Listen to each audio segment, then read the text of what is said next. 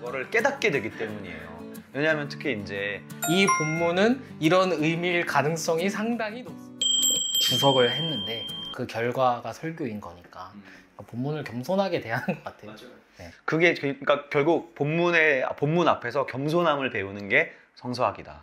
네. 이제 우리 그런 얘기를 많이 했었는데 저도 이제 설교 준비할 때 이제 어떤 일이 굉장히 많냐면 이제 어쨌든 성사학을 했다 보니까 구약이든 신약이든 일단은 주초에 원문을 일단 먼저 읽거든요. 그리고 저는 이제 본문 사역도 해놔요.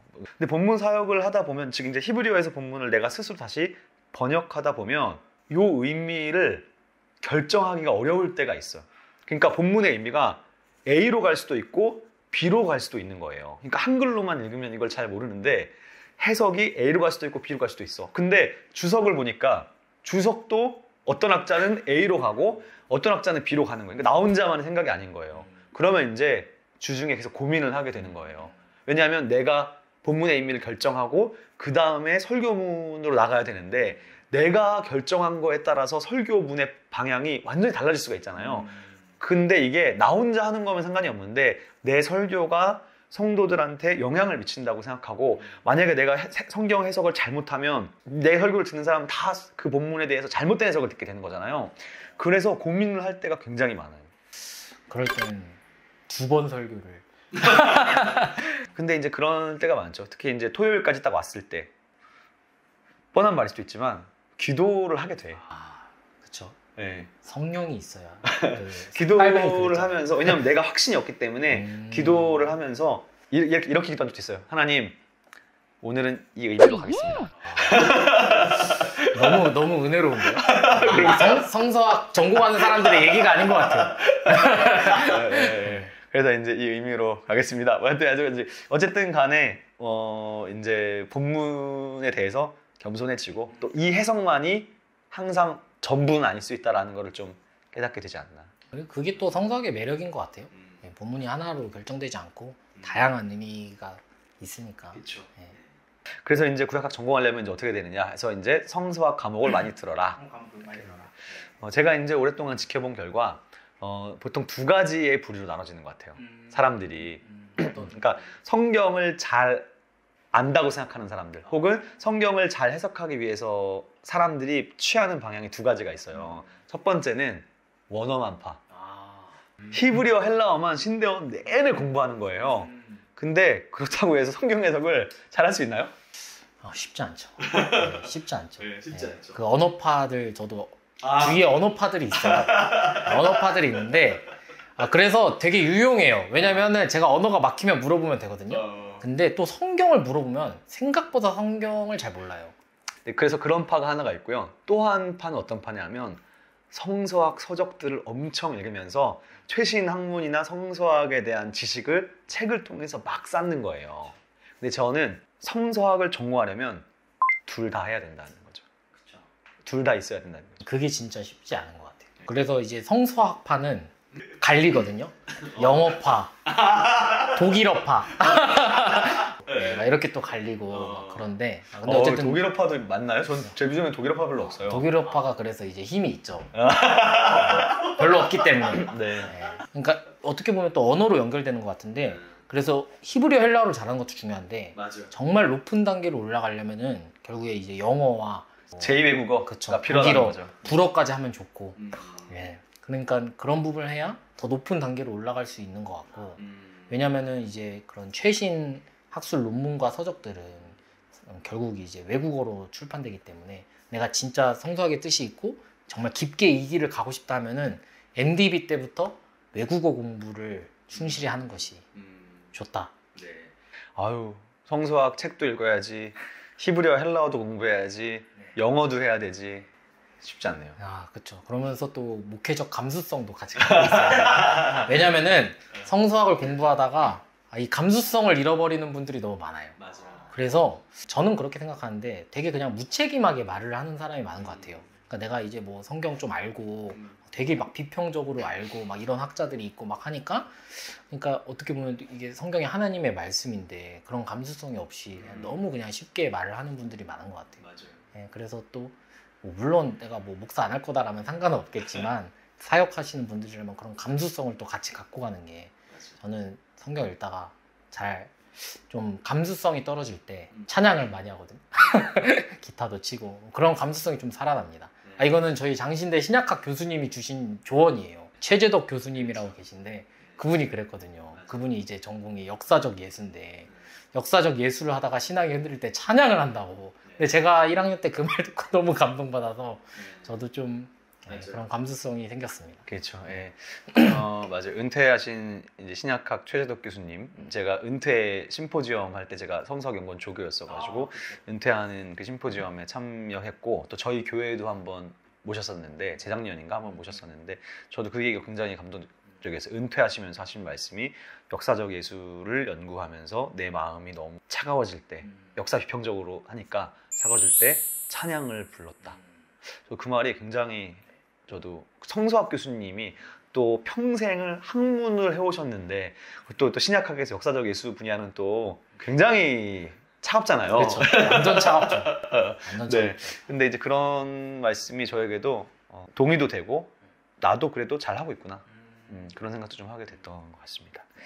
네. 그러면 이제 마지막으로 장신대에서 구약을 하고 계시니까 장신대만의 구약학의 특징이 있을까요? 글쎄요. 되게 어려운 질문인데 일단은 다른 학교는 우리가 잘 모르니까 네네. 그냥 뭐 다른 학교에 대해서 말한다기보다는 그냥 장신대가 가지고 있는 구약학의 특징은 뭘까요? 뭐 다른 학교를 잘 모르지만 다른 학교에서 나온 논문들을 읽기는 해요. 근데 그럴 때 이제 좀 차이점이 있다면 일단 장신대의 장점은 양 진영을 다 통합적으로 아우르려고 한다. 근데 이게 진짜 장점인 것 같아요. 왜냐면은 예를 들어서 내가 진짜 보수적인 사람인데 아주 진보적인 학교를 갔어요. 그러면은 졸업하기 쉽지가 않거든요. 근데 또 반대로 내가 아주 진보적인 사람인데 뭐 잘 모르고 보수적인 학교를 갔어요. 그러면 또 이제 적응하기 쉽지 않거든요. 근데 장신대는 그 두 부류가 함께 공존하고 또 함께 싸우기도 하는데 함께 있기 때문에 그리고 또 교수님들도 아주 진보적인 분들도 있고 보수적인 분들도 있는데 그 모든 분들의 수업을 다 들을 수가 있고 내가 이제 또 공부하면서 결정할 수 있기 때문에 그 부분이 가장 좋은 것 같아요. 그래서 이제 아주 역사 비평적인 부분부터 그리고 또 되게 온건한 방향으로 다 배울 수 있기 때문에 그 부분이 좋다. 예. 저는 이제 두 가지 얘기를 들으면서 두 가지가 생각이 났는데 장신대의 성서학, 그러니까 저는 꼭 구약학만이 아니라 성서학이 가진 이제 특징 중에 하나는 구약학 안에 교수님들의 숫자가 많다. 맨파워가. 네. 그러니까 이제 어떤 다른 학교는 한 교수님 한두 사람만 있는 거예요. 메인 교수가. 그죠? 근데 사실은 저도 이제 공부하면서 느끼지만 저 이제 시편을 전공하고 있으니까 이제서야 시편 요거 조금 알았는데 나머지는 잘 모른다는 걸 내가 알게 됐잖아요.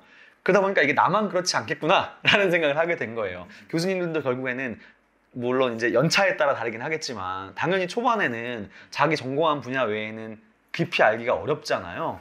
그러다 보니까 장신대는 이제 여러 명의 교수님들이 계시다 보니까 각 전공자들이 있다는 거죠. 율법서 쪽에 전공자가 있고 예언서 쪽에 전공자들이 계시고 그래서 다양한 분들의 수업을 들으면서 다양한 입장을 알게 되는 장점이 저는 굉장히 크다는 생각이 하나가 있고요.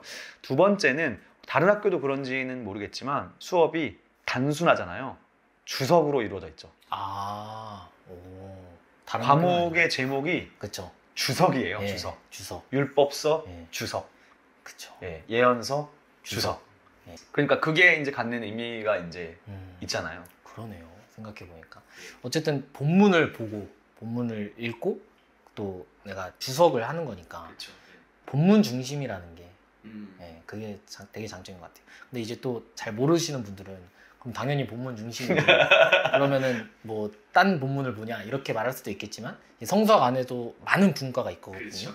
예를 들어 고대 근동학이라던가 해석학도 있고 예 그렇죠. 근데 이제 어쨌든 본문을 읽고 본문에서 시작하고 본문에서 마친다. 예 그게 중요한 것 같네요. 그래서 이제 본문 주석하는 방법을 배운다. 그러니까 새 학기 하셨잖아요. 석사는 새 학기니까 사실 새 학기 동안 성경 39권을 다 못 배우죠. 고작 한 3권 정도 배웁니까? 한 학기 뭐 주석이 2개 열린다 치면은 사실 여러분 주석이 한 학기 하나만 있어도 너무 힘듭니다. 진짜 주석을 해보면 알게 되는 건 주석이 정말 쉽지 않구나. 맞아요. 그러니까 그 얼마 전에도 이제 어떤 목사님이 이제 얘기하게 들었지만 뭐 본문 주의하는 거 그 뭐 어려워요 이렇게 들었는데 자기가 해보면 알아요. 주석을 안 해본 사람이 그런 말을 할 수 있어요. 맞아요. 네, 주석을 해보면은 이제 알게 돼요. 한 학기에 주석이 2개가 있다? 나는 죽었다. 예, 맞아요. 그래서 39권을 다 배우는 건 아니고 고작 THM 정도면 3과목 정도, 성경의 3과목 정도 배울 수 있는데 그럼 이제 뭐가 좋은 거냐면 이 3과목을 배우면서 이 책을 이렇게 공부해야 되는구나 라는 방법을 배우게 되면서 다른 책을 공부할 때도 그런 방법론이 생기니까 이렇게 접근하면은 시편을 연구할 수 있겠구나 라는 어떤 그런 노하우들, 그러니까 고기를 잡는 방법을 좀 배우게 되는 게 아닌가, 좀 그런 생각도 좀 하게 되는 것 같습니다. 그래서 오늘의 결론입니다. 네. 네. 성수학으로 오세요. 제가 이제 대화를 하면서 느끼는 거는 결국에는 성서학을 하게 되면 내가 성경을 얼마나 모르는지 알게 된다. 잘난 척할 수가 없어요. 잘난 척할 수가 없죠. 네. 근데 또 그런 것도 있어요. 적어도 내가 읽고 주석한 이 본문만큼은 어느 정도는 안다. 그렇죠. 그러니까 다른 사람들이 이상한 소리를 해도 그거를 분별할 능력은 된다. 그거는 진짜 장점인 것 같아요. 네. 왜냐면은 잘 모르면요, 뭐 페이스북이나 누가 이런 말을 하면은 쉽게 끌려가게 되거든요. 맞아요. 뭐 어떤 대가가 이런 말을 했대, 누가 이런 말을 했대 하면은 진짜 그런 거보다 하는데, 적어도 내가 본문을 읽고 내가 주석한 거니까 거기에 대해서는 이제 좀 자기만의 소신을 가질 수 있다는 거. 그런 게 또 장점이라고 할 수 있어요. 네. 본문 앞에서의 겸손함을 배우게 되는 게 성서학을 전공하는 장점이 아닌가 싶습니다. 네, 오늘은 여기까지 하도록 하고요. 오늘 나와주셔서 감사하고 다음 기회에 또 제가 모시도록 하겠습니다. 네, 감사합니다. 네, 그러면 안녕히 계세요. 네.